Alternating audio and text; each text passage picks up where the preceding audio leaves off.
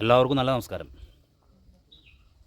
ഇതാ എൻ്റെ പറയുന്ന നിൽക്കുന്നൊരു നിർമ്മാണത്തിലിരിക്കുന്നൊരു വീടിൻ്റെ പാർട്ടാണ്. പക്ഷേ നിർമ്മാണമൊക്കെ അവസാനിപ്പിച്ചിട്ട് ഇപ്പോൾ കുറേ നാളായി. നമ്മുടെ നാട്ടിൽ പലതരത്തിലുള്ള തട്ടിപ്പ് സംഘങ്ങൾ രംഗത്തിറങ്ങിയിട്ടുണ്ട്. പലതരത്തിലുള്ള തട്ടിപ്പുകളാണ് നടന്നുകൊണ്ടിരിക്കുന്നത്. എന്താണ് സംഭവം എന്നുള്ളത് നമുക്ക് ഈ സാധാരണക്കാരായ ആളുകൾക്കൊന്നും മനസ്സിലാക്കാൻ പറ്റില്ലെന്ന്. ഇപ്പോൾ ഞാൻ വേറൊരു കാര്യം നിങ്ങളോട് പറയാം. ഒരു മനുഷ്യൻ്റെ, നമ്മളൊക്കെ ജീവിക്കുന്ന കാലഘട്ടത്തിൽ മനുഷ്യൻ്റെ ഏറ്റവും പ്രധാനപ്പെട്ട ആവശ്യങ്ങളൊന്നാണ് പാർപ്പിടം, അല്ലേ? ആഹാരം, വസ്ത്രം, പാർപ്പിടം, പ്രാഥമിക കാര്യങ്ങളിലുള്ള പെടുന്ന സംഭവമാണ് പാർപ്പിടം. ഈ പാർപ്പിടം എന്ന് പറയുന്നത് ജീവിതത്തിൽ ഒരിക്കൽ മാത്രം പണിയുന്ന സംഭവമാണ്. കോൺട്രാക്ടർമാർ ഒരു ജീവിത കാലഘട്ടത്തിൽ 10, 15, 16 വീടുകൾ പണിയുന്നവരുണ്ടാവും. പക്ഷേ സാധാരണക്കാരായ ഓരോ മനുഷ്യർക്ക് ഒരു വീടേ പണിയുള്ളൂ. ഒരു വീട് ഈ കാലഘട്ടത്തിൽ കൂടെ നിന്ന് പണിത് നിർമ്മിച്ച് കൊണ്ടുപോകാനായിട്ടുള്ള ബുദ്ധിമുട്ട് ഓർത്ത് ആളുകൾ ഇത് മൊത്തമായിട്ട് പണിത് തരുന്ന ആളുകളുടെ എന്നൊക്കെ ഇത് മേടിക്കും. ഇപ്പോൾ എന്താ സംഭവം എന്ന് വെച്ചിട്ടുണ്ടെങ്കിൽ, ഞാനിപ്പോൾ നിൽക്കുന്നത് കോടശ്ശേരി പഞ്ചായത്തിലെ മാരാങ്കോട് എന്ന് പറഞ്ഞ സ്ഥലത്താണ്. ഇവിടെ എൻ്റെ പിറകിൽ നിൽക്കുന്ന ഈ പ്രോപ്പർട്ടി, ഇവിടെ വലിയ രീതിയിലുള്ള ഗിമിക്കുകളാണ് നടന്നിട്ടുള്ളത്, ഗെയിമുകൾ എന്ന് പറഞ്ഞു കഴിഞ്ഞിട്ടുണ്ടെങ്കിൽ വീട് നിർമ്മിച്ച് നൽകാമെന്ന് പറഞ്ഞ് സ്ഥലവും കാര്യങ്ങളൊക്കെ കൊടുക്കും, സ്ഥലമടക്കം വീട് നിർമ്മിച്ച് കൊടുക്കാമെന്ന് പറഞ്ഞ് ആളുകളുടെ കയ്യിൽ നിന്ന് പൈസ വാങ്ങിക്കുന്നു. പൈസ വാങ്ങിച്ചതിന് ശേഷം ഈ വീടിരിക്കുന്ന സ്ഥലം വെച്ച് ലോൺ റെഡിയാക്കി വീട് പണി പൂർത്തിയാക്കാമെന്നുള്ള കണ്ടീഷനൊക്കെ വെച്ച് കാര്യങ്ങൾ നോക്കുന്നു. പക്ഷേ കാശ് ആളുകളിൽ നിന്ന് മേടിച്ച് കഴിഞ്ഞാൽ പിന്നെ നിർമ്മാണമൊക്കെ നിൽക്കുന്നത് ഇങ്ങനെയാണ്. പിന്നെ ഒരു പരിപാടിയും മുന്നോട്ട് പോവില്ല. കേസായി, കൂട്ടായി, പ്രശ്നങ്ങളായി, കാശ് പലരും നഷ്ടപ്പെട്ടിരിക്കുന്നു. പലരും അമളികൾ മനസ്സിലാക്കുന്ന സംഗതിയാണ്. എന്താണ് ഈ പറയുന്ന തട്ടിപ്പിൻ്റെ പിന്നിലുള്ള സംഭവം? ഈ വീട്ടുകാർ ഇപ്പോൾ എൻ്റെ കൂടെയുണ്ട്. നമുക്ക് അവരോട് ഇതെന്താണ് ഇതിൻ്റെ കാര്യങ്ങളെന്ന് ചോദിച്ചറിയാം. എൻ്റെ പേര് വിപിൻ എന്നാണ്. ഇത് അച്ഛൻ, ഇത് അമ്മ. ഞങ്ങൾ 2022 ഏപ്രിലിൽ വീട് പണം തരാമെന്നും പറഞ്ഞിട്ട് PMR പ്രോപ്പർട്ടീസിൻ്റെ മാനേജിംഗ് ഡയറക്ടറായ പ്രദീപ് വാഗ്ദാനം നൽകിയതാണ്. അപ്പോൾ ഇതാണ് 4 സെൻറ്റ് സ്ഥലവും 1000 സ്ക്വയർ ഫീറ്റിൻ്റെ ഒരു വീടും തരാമെന്നാണ് പറഞ്ഞിരുന്നത്. ഇതിപ്പോൾ അതിനുശേഷം ഞങ്ങളുടെ ഡോക്യുമെൻറ്റ്സ് കംപ്ലീറ്റ് ഞങ്ങൾ കൊടുത്തായിരുന്നു. അതായത് എൻ്റെ സാലറി സർട്ടിഫിക്കറ്റും കാര്യങ്ങളെല്ലാം കൊടുത്തായിരുന്നു. ഏപ്രിലിൽ പൈസ കൊടുക്കുമ്പോൾ 6 മാസത്തിനുള്ളിൽ പണം തരാമെന്നാണ് വാഗ്ദാനം നൽകിയിരുന്നത്. 6 മാസത്തിന് ശേഷവും ഈ പറഞ്ഞ പോലെ ഇത്ര ആയി നിൽക്കാന്നല്ലാതെ വേറെ ഒന്നും പണികൾ ചെയ്തിട്ടുണ്ടായിരുന്നില്ല. അപ്പോൾ അതിനെ തുടർന്ന് ഞങ്ങൾ ചോദിച്ചത് എന്താണ് നടക്കാത്തതെന്ന്. ആൾ പറഞ്ഞതെന്ന് വെച്ചിട്ടുണ്ടെങ്കിൽ വേറൊരു വീടിൻ്റെ ഇതുണ്ട്, തീറുണ്ട്, അത് കഴിഞ്ഞതിന് ശേഷം എന്ന് പറഞ്ഞു. പിന്നെ പറഞ്ഞിരുന്നെന്ന് വെച്ചിട്ടുണ്ടെങ്കിൽ ലാൻഡ് ഡെവലപ്മെൻറ്റ്, ഇവിടുത്തെ മുനിസിപ്പാലിറ്റിയിൽ എന്തോ പേപ്പർ കിട്ടാണ്ടെന്ന് പറഞ്ഞാൽ 40 ദിവസം വെയിറ്റ് ചെയ്യാൻ പറയായിരുന്നു. അതും വെയിറ്റ് ചെയ്തു. പിന്നെയും കാര്യങ്ങളൊന്നും നടക്കാതെ ആയപ്പോഴാണ് ഞങ്ങൾ ചോദ്യങ്ങൾ ചോദിക്കാൻ തുടങ്ങിയത്. പിന്നെ ഞങ്ങൾ നേരിട്ടിട്ട് ബാങ്കിൽ പോയി. ആൾ കുറ്റം പറഞ്ഞിരുന്നു വെച്ചിട്ടുണ്ടെങ്കിൽ ബാങ്കിൽ നിന്നുള്ള പേപ്പറുകൾ ശരിയാവാത്താണ്, ആളുടെ ഭാഗത്തു നിന്നൊന്നും ചെയ്യാനില്ല എന്നാണ് ആൾ ആദ്യം തുടർന്ന് പറഞ്ഞിരുന്നത്. പിന്നെ ബാങ്കിൽ പോയി അന്വേഷിച്ചപ്പോഴാണ് പറയുന്നത് ഈ സ്ഥലത്തുമേ ഓൾറെഡി ഒരു കേസ് നടക്കുന്നുണ്ട്. ആൾ മൊത്തം ആധാരം ഒരു ബാങ്കിൽ പണയപ്പെടുത്തിയേക്കാണ്. ഈ സ്ഥലം മൊത്തമായിട്ടുള്ള സ്ഥലം, അതായത് ഇവിടെ നിന്നുള്ള ഈ മൊത്തം 50 സെൻറ്റ് സ്ഥലം കരുവന്നൂർ ബാങ്കിൽ പണയപ്പെടുത്തിയേക്കാണ്. ഒറിജിനൽ ആധാരം കിട്ടാത്ത പക്ഷം ഈ സ്ഥലങ്ങളൊന്നും മുറിച്ച് വേറൊരാൾക്ക് വിൽക്കാനോ വാങ്ങാനൊന്നും പറ്റില്ല. അപ്പോൾ അങ്ങനത്തെ ഒരു സ്റ്റേജിൽ നിൽക്കുമായിരുന്നു. അപ്പോൾ അതിനെ തുടർന്ന് ഞങ്ങൾ പറഞ്ഞു ഞങ്ങളുടെ പൈസ തിരിച്ചു കാണുമെന്ന് പറഞ്ഞു. കംപ്ലയിൻറ്റ് കൊടുത്തു ചാലക്കുടി പോലീസ് സ്റ്റേഷനിൽ. അപ്പോൾ സ്റ്റേഷനിൽ കംപ്ലയിൻറ്റ് കൊടുത്തപ്പോൾ അവനെ വിളിപ്പിച്ചു കഴിഞ്ഞപ്പോൾ 6 മാസത്തിനകത്ത് എനിക്ക് പൈസ തരാമെന്ന് പറഞ്ഞിട്ട് എന്നെ സംസാരിച്ചോടെ. സംസാരിക്കുന്ന സമയത്ത് ആദ്യം എന്നോട് പറഞ്ഞത് ഇയാൾക്ക് എനിക്ക് വീട് കൊടുക്കാൻ താല്പര്യമില്ലെന്ന് പറഞ്ഞു എന്നോട്. അപ്പോൾ ഞാൻ പറഞ്ഞു എനിക്ക് താല്പര്യമില്ലെങ്കിൽ എനിക്കൊരു കാര്യം എൻ്റെ പൈസ എനിക്ക് തിരിച്ചു തരാൻ പറഞ്ഞു. തിരിച്ചു തരാൻ പറഞ്ഞപ്പോൾ 6 മാസത്തിനകത്ത് പൈസ തരാൻ പറ്റുള്ളൂ എന്ന് പറഞ്ഞു. അപ്പോൾ ഞാൻ പറഞ്ഞു എനിക്ക് വീടില്ലാത്തതാണ്, എൻ്റെ വീട് പ്രളയത്തിൽ നഷ്ടപ്പെട്ടു പോയിട്ടുള്ളതാണ്, അതുകൊണ്ട് എനിക്ക് വീടില്ല, അതുകൊണ്ട് എനിക്ക് 3 മാസത്തിനകത്ത് പൈസ വേണമെന്ന് ഞാൻ പറഞ്ഞു. അപ്പോൾ പറഞ്ഞപ്പോൾ ആൾ പറഞ്ഞു പറ്റില്ല, എനിക്ക് 6 മാസം തന്നെ ടൈം വേണമെന്ന് പറഞ്ഞു. എന്നിട്ട് 6 മാസം എന്ന് പറഞ്ഞ സമയം എഴുതി കൊടുത്തു. അപ്പോൾ കഴിഞ്ഞ വർഷം ജൂലൈ 25-ാം തീയതിയാണ് എഴുതി കൊടുത്തത്. ഇപ്പോൾ ഈ 2024 ജനുവരി 25-ാം തീയതി കഴിയുമ്പോൾ 6 മാസം കഴിഞ്ഞു. ഞാൻ വീണ്ടും സ്റ്റേഷനിൽ പോയി കഴിഞ്ഞപ്പോൾ അവനെ വിളിച്ചപ്പോൾ അവൻ പറഞ്ഞു ലീഗലായിട്ട് ഒന്ന് പൊക്കോട്ടെ, ഇനി ഞാൻ വേറൊരു കാര്യത്തിൽ ഇടപെടില്ല, എന്നെ ഇനി വിളിക്കണമെന്ന് പറഞ്ഞിട്ട് പോലീസുകാരോട് പറഞ്ഞു. അത് കഴിഞ്ഞാൽ DYSP ഓഫീസിൽ പോയി അവിടെ പരാതി കൊടുത്തു. 5 പ്രാവശ്യം അവനെ വിളിപ്പിച്ചു. അവിടെ 5 പ്രാവശ്യം വിളിപ്പിച്ചു. അത് തന്നെ പറയണത് ലീഗലായിട്ട് അവർ പൊക്കോട്ടെ, എന്നെ കൊണ്ടൊന്നും സാധിക്കില്ല എന്ന്. അപ്പോൾ ഞാൻ വീണ്ടും DSPയുടെ അടുത്ത് നേരിട്ട് ഞാൻ സംസാരിച്ചപ്പോൾ ആൾ പറഞ്ഞത് അവസാനമായിട്ട് പറഞ്ഞു വെച്ചിട്ടുണ്ടെങ്കിൽ നിങ്ങൾ കോംപ്രമൈസിൽ എന്തെങ്കിലും അവസാനിപ്പിക്കുക, അവർ പാവപ്പെട്ടവരല്ലെന്ന് ആൾ പറഞ്ഞു, ആ സാറ്. അതും കഴിഞ്ഞിട്ട് പറ്റാണ്ട് വന്നപ്പോൾ ഈ 16/4 ഞാൻ തൃശ്ശൂർ ഇരിഞ്ഞാലക്കുട കമ്മീഷണർ ഓഫീസിൽ പോയിട്ട് ഞാൻ പരാതി കൊടുത്തു. അപ്പോൾ എൻ്റെ കൂട്ടത്തിൽ ഞാൻ മാത്രമല്ല, എൻ്റെ കൂട്ടത്തിൽ വേറെ 3 പേരുണ്ടായിരുന്നു. അവരടക്കം അവിടെ പരാതി കൊടുത്തിട്ട് അവർ അന്വേഷിച്ചിട്ട് വിളിപ്പിക്കാമെന്നാണ് പറഞ്ഞിട്ടുള്ളത്. ഇതുവരും വിളിപ്പിച്ചിട്ടില്ല. പിന്നെ അതിൻ്റെ ഇടയ്ക്ക് ഞാൻ ആളെ വിളിക്കുന്നുണ്ടായിരുന്നു. അപ്പോൾ വിളിച്ചപ്പോൾ ഞാൻ ചോദിച്ചു പോലീസ് സ്റ്റേഷനിൽ ഇങ്ങനെ 6 മാസം അവധിയിൽ പറഞ്ഞേക്കണേ. അപ്പോൾ പോലീസ് സ്റ്റേഷനിൽ 6 മാസം അവധി പറഞ്ഞപ്പോൾ അവിടുത്തെ സാറ് ചോദിച്ചിരുന്നു 6 മാസം എന്ന് പറയുമ്പോൾ 6 മാസം ഫുള്ള് വേണമെന്ന് വെച്ചപ്പോൾ ആൾ പറഞ്ഞു ഇല്ല, ചിലപ്പോൾ 4 മാസം കൊണ്ടും ഞാൻ ചിലപ്പോൾ 2 ഇൻസ്റ്റാൾമെൻ്റ് ആയിട്ട് കൊടുത്ത് തീർക്കാമെന്ന് പറഞ്ഞിരുന്നത്.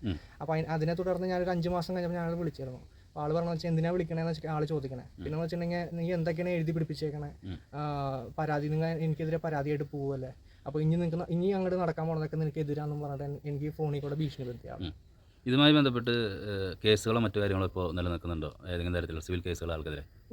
ഞാനിപ്പോൾ ഒരു കേസ് കൊടുത്തിട്ടുണ്ട്. അത് ഇപ്പോൾ കോടതിയിലാണ്. ആള് 2 പ്രാവശ്യം ഹിയറിംഗ്. മാർച്ച് 27-ാം തീയതി കേസ് ഉണ്ടായിരുന്നു. കേസിന് അറ്റൻഡ് ആയില്ല. പിന്നെ അടുത്ത കേസ് ജൂൺ 18-ാം തീയതിയാണ് കേസുള്ളത്.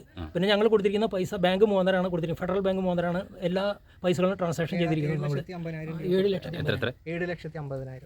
രൂപ കൊടുത്തിട്ടുണ്ട്. ബാക്കി ലോൺ വഴിയാണ് ഈ വീട് നമ്മൾ വാങ്ങാൻ ഉദ്ദേശിച്ചിരുന്നത്. അപ്പോൾ ബാക്കി എമൗണ്ട് ബാങ്കിൽ നിന്ന് വരുമെന്ന് പറയുന്നത്. പക്ഷേ ഈ ആധാരം ഇല്ലാത്തടത്തോളം കാലം ഇത് ഒന്നും ചെയ്യാൻ പറ്റില്ല. ഈ വീട് കാണിച്ച് വേറെ ആളുകൾ ചീറ്റ് അങ്ങനെ ഉണ്ട്. ഇവിടെ ഇപ്പോൾ ഇതിപ്പോൾ ഓൾറെഡി ഫുൾ അറ്റാച്ച്ഡ് ആണ്. ഇപ്പോൾ ഇതിനകത്ത് ഇനി ആൾക്കൊന്നും ചെയ്യാൻ പറ്റില്ല നമുക്ക് സെറ്റിൽ ചെയ്യാതെ. പക്ഷേ ആൾ ഈ കഴിഞ്ഞ മാസങ്ങളിൽ ആൾ വേറെ 2 ഫാമിലിനെ അകലുന്ന്, അതായത് ഇതൊന്നും അറിയാത്ത 2 ഫാമിലിനെ കൊണ്ട് കാണിച്ചിട്ട് വീണ്ടും ഒരു 6 ലക്ഷം രൂപയും 8 ലക്ഷം രൂപയും വാങ്ങിച്ചിട്ടുണ്ടെന്നാണ് ഞങ്ങൾ അറിയാൻ കഴിഞ്ഞത്.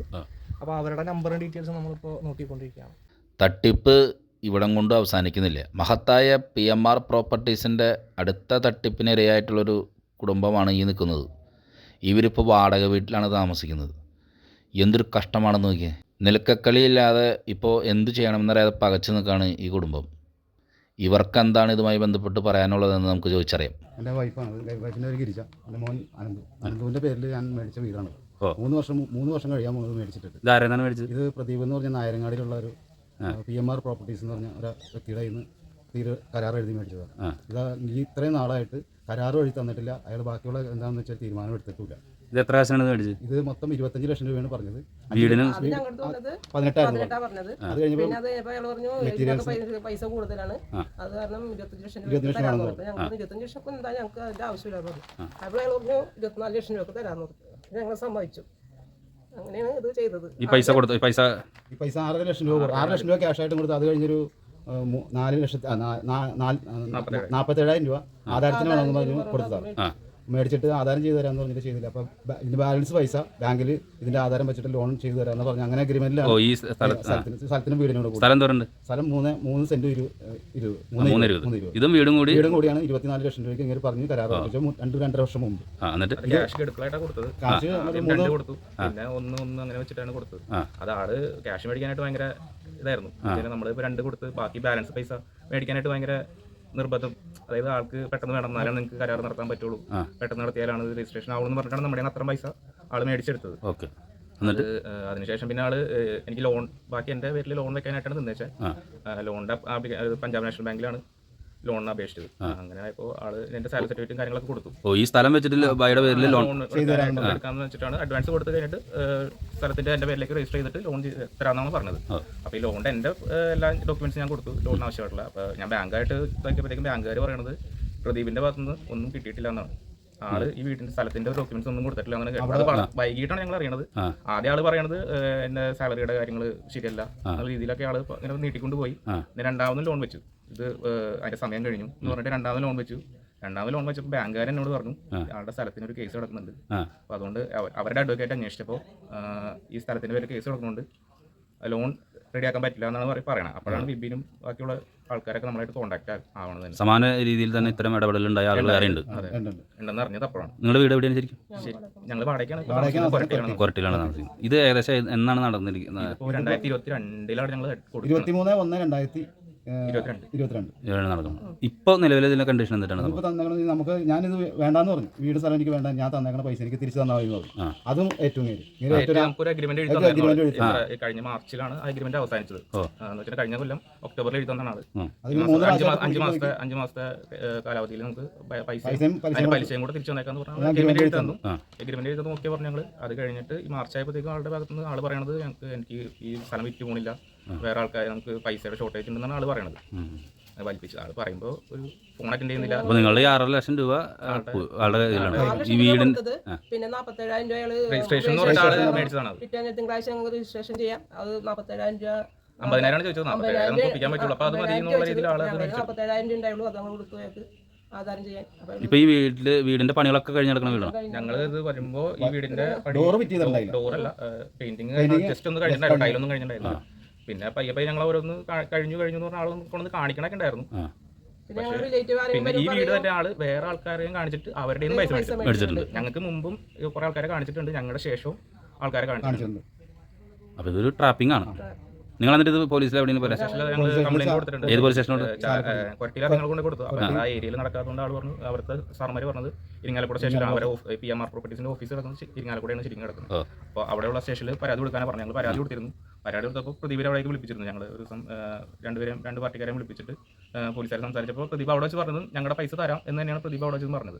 സ്റ്റേഷനിൽ ഒപ്പിട്ട് കൊടുത്തിട്ടുണ്ട്, ഞങ്ങളുടെ പൈസ ഇത്ര നാൾക്കുള്ളിൽ കൊടുക്കാമെന്ന് പറഞ്ഞിട്ടാണ് എഗ്രിമെന്റ് എഴുതാന്നുള്ള രീതിയിലാണ് അന്ന് അവിടെ നിന്ന് ഇറങ്ങിയത്. പക്ഷേ ആ എഗ്രിമെന്റ് എഴുതാന്ന് പറഞ്ഞിട്ട് പിന്നെ ആളെ കോൺടാക്ട് ചെയ്തിട്ടില്ല. പറഞ്ഞു പോലീസുകാർ പറഞ്ഞു എന്നാൽ നിങ്ങൾ അയാളൊരു കാര്യം ചെയ്യും, 6 മാസത്തേക്കുള്ള ചെക്ക് കൊടുക്കാൻ പറഞ്ഞു, ചെക്ക് എഴുതി കൊടുക്കാൻ പറഞ്ഞു. ചെക്ക് ആള് തരില്ല, ചെക്ക് തരില്ലാന്ന് പറഞ്ഞു. ചെക്ക് തരില്ല, നമുക്ക് എഗ്രിമെന്റ് എഴുതി തരാം, ഇത്ര അത് മാസത്തിൽ ഇത്ര തരാം. ദിവസമായിട്ട് അയാൾ ആ ഇത് എഴുതി തന്നില്ല. പിന്നെ പോലീസിന്റെ ഭാഗത്ത് നിന്ന് വേറെ ഇടപെടലൊന്നും അവർ പറഞ്ഞു അവർക്ക് ഒരു ഇതുണ്ട്, അത് തന്നെ നിങ്ങൾ സിവിലായിട്ട് അവർക്ക് സിവിലായിട്ടാണ് നിങ്ങൾക്ക് അവിടെ കോംപ്രമൈസ് ചെയ്യാൻ പറ്റുള്ളൂ, അവർക്ക് പിന്നീടൊന്നും ചെയ്യാൻ പറ്റില്ല. കേസായിട്ട് ഇതിന് ശേഷം നിങ്ങൾ ഈ പ്രതിയുമായിട്ട് പോയി ബന്ധപ്പെടാൻ ഞാൻ ഫോൺ ചെയ്തൊരു 3-4 പ്രാവശ്യം ഫോൺ ചെയ്യുമ്പോൾ ഇങ്ങനെ മോശമായിട്ടുള്ള സംസാരമാണ്. ഇയാളെ എന്നെ വിളിക്കണ്ട, തന്റെ മോന്റെ അടുത്താണ് ഇടപാടൊക്കെ ചെയ്തേക്കണം, എന്റെ മോന്റെ പേരിലാണ് ഞാനിത് മേടിച്ചേക്കുന്നത്. അപ്പോൾ ഇവനെ വിളിച്ചിട്ടുള്ള കാര്യങ്ങൾ പറയും. എന്നെ വിളിക്കില്ല, എന്നെ വിളിച്ചാൽ മോശമായിട്ട് കുറേ വർത്താനം പറയും. ഞാൻ 2-3 പ്രാവശ്യം ഇങ്ങനെ മോശമായിട്ട് വർത്താനം പറഞ്ഞിട്ട് വേറെ ഒന്നും എന്റെ പൈസ കൊടുത്തേക്കണം. എൻ്റെ ഭാര്യയുടെ താലിമാല വരെ ഞാൻ പണയം വെച്ചിട്ടാണ് വിറ്റിട്ടാണ് ഞാൻ ഈ ആധാരം വരെ ചെയ്ത് കൊടുക്കുന്നത്. ഞാൻ വാടകയ്ക്ക് താമസിക്കുന്നത് ഇപ്പോൾ 5-6 കൊല്ലമായിട്ട്. എൻ്റെ അമ്മച്ചിക്കാണെങ്കിൽ സുഖമില്ലാണ്ട് സ്റ്റോക്ക് ഒന്ന് തടഞ്ഞു കിടക്കുക, ഒരു സ്ഥലത്തേക്ക് മാറിപ്പോകാനുള്ള ഇതില്ല. വേണമെങ്കിൽ മഴ പിടിക്കാൻ പോകും, നമുക്കൊരു ഇതുമില്ല. നമുക്ക് കൊടുത്തേക്കണ പൈസ എനിക്ക് തിരിച്ചു തന്നാൽ മതി, എവിടെയെങ്കിലും 2 സെൻറ്റ് സ്ഥലം മേടിക്കാൻ എനിക്ക്.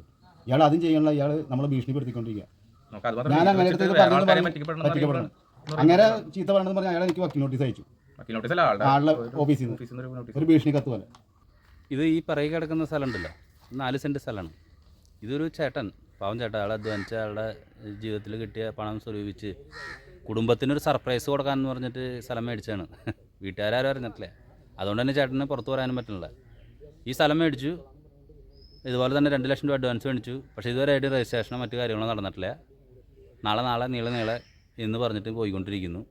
ഇതിലും പരാതിയുണ്ട്. പക്ഷേ ഈ ചേട്ടനെ സംബന്ധിച്ചിടത്തോളം വീട്ടുകാരെ അറിയാണ്ട് സംഭവം ചെയ്തതിനെ തുടർന്ന് വീട്ടിലും പ്രശ്നങ്ങളുണ്ട്. അപ്പോൾ ഇതൊക്കെയാണ് ഇവിടെ നടന്നുകൊണ്ടിരിക്കുന്ന സംഭവങ്ങൾ. എൻ്റെ ഈ പിറകെ നിൽക്കുന്നവർ പറഞ്ഞ കാര്യങ്ങളനുസരിച്ചാകുമ്പോൾ അവർ തീർച്ചയായിട്ടും കബളിപ്പിക്കപ്പെട്ടിരിക്കുന്നു എന്നൊരു വാക്കാണ് പറയാനുള്ളത്. ഒരു വീട് എന്ന സ്വപ്നത്തിന് വേണ്ടിയിട്ട് ഈ സാധാരണക്കാർ ഒരാളെ വിശ്വസിച്ച്, ആരെയാണ് ഇവർ വിശ്വസിച്ചതെന്നറിയോ? വിശ്വസിച്ച ആൾ ഒരു മഹാനായ മനുഷ്യനാണ്.